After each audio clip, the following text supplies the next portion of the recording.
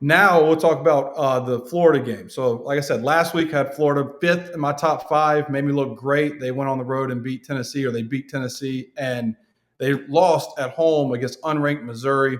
It just shows how deep the SEC is, how everybody keeps talking about them being such a juggernaut of a conference. Yeah, they lost, and Missouri's Caleb Grill. This dude is the most Jekyll and Hyde player in the country. He I know he truly is. It's like He was that's six of everyone. 10. He was 6 of 10 with 22 points. His first two games of the year, for people that don't know what I'm talking about, first two games of the year, he had 6 points on 2 of 10 from the field, 0 of 7 from three.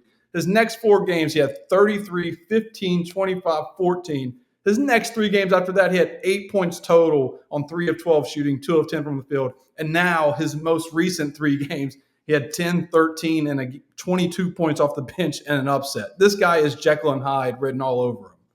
I know it's like that's where it's like you get an upset like this that happens, because it's like when he goes off like that early in the game, it's like you just never know what you're going to get with him. It's crazy. His college career is bizarre because it's like I think if I'm not mistaken, he got kicked off. Maybe I don't know if that would be the right word to use, but he definitely was on the Iowa State roster for a while. And then I can't remember if he got kicked off the team, but I don't want to go against the kid. But it's just like you are right. He does play like the most sporadic basketball that you will ever see. And then and then you get a game like last night where it's like they go down to Florida and Florida just can't come back the entire game. Like Missouri just led the entire way, and it's like they just kept gnawing at it, and they just could. Maybe if there was an extra 2 minutes in that game, they probably would have won because it did kind of come down to that. There Yeah. just wasn't enough time for them to come back. But yeah, I mean, again, it's just like the thing with the SEC, man. It's like it is just so loaded that every single night you're gonna get upsets, you're gonna get weird results. And the fight for March, like I think they're gonna get like probably 10 teams in the NCAA tournament, maybe even more.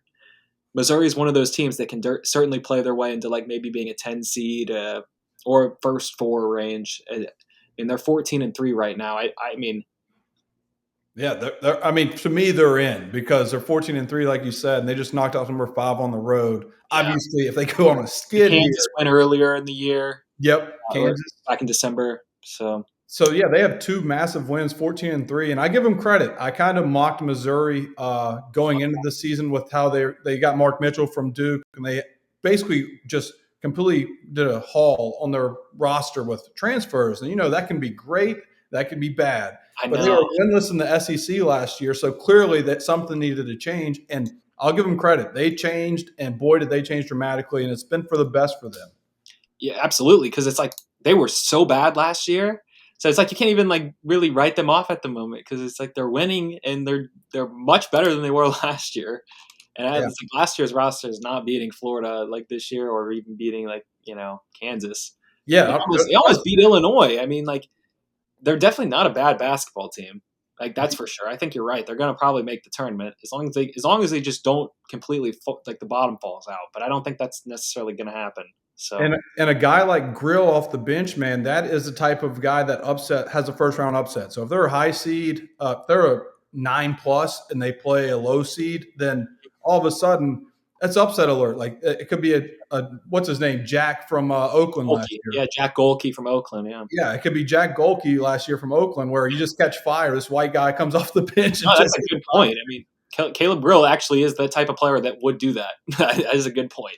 So, what's your thought on Florida? Like, their three guards, as good as advertised for the most part. Obviously, they lost, but they have a really good backcourt, and they've Yeah, they played a do. really good year this year. What do you think about this Florida team? Yeah, I mean, I like Florida is one of those. I like their backcourt, but they kind of all like they play too fast for me.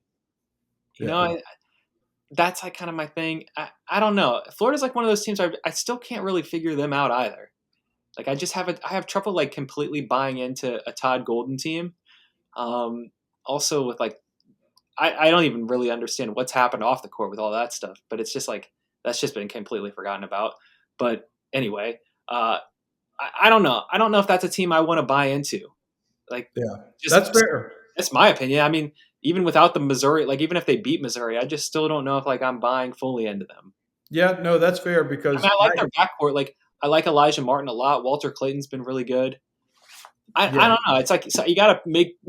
I want to at least. I don't want to just like gas everybody up because it's like I like college basketball so much that like I can do that sometimes. But if I'm like making cuts here and there, I feel like this would be a team I'd probably cut. I don't know.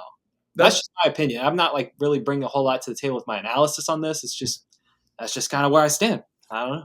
look. I'm not going to fault you for that. I mean, they almost blew the lead against UNC. UNC's a couple runs Yeah, away from kind of having their season turned around, yeah. and I'll talk about that in a later episode. But I'm more bullish on them than people realize within Jackson Surgeons. But yeah, Florida, weird team. I was, like I said, they were fifth last year or last week for me. The win against Tennessee was huge. But again, Rick Barnes, I've always been fade Rick Barnes. That's normally in March, but also kind of in big games just in his career at Texas.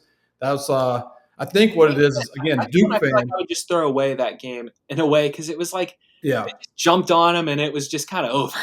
Yeah, it was. And like I said, Rick Barnes, when I was a kid, Duke was one, Texas was two. JJ Redick had 40 and a 35-point win against Texas. And that's how I always just remember Rick Barnes as as like a 10 or 11-year-old. So Well, when that's I why I see, just feel so bad for him last year, man. Because it's like yeah, that was the year they just got screwed with playing Purdue in the Elite Eight. Like if they were playing Alabama or if they were playing North Carolina State, I feel like Tennessee would have been going to the Final Four. So it was just an unfortunate draw.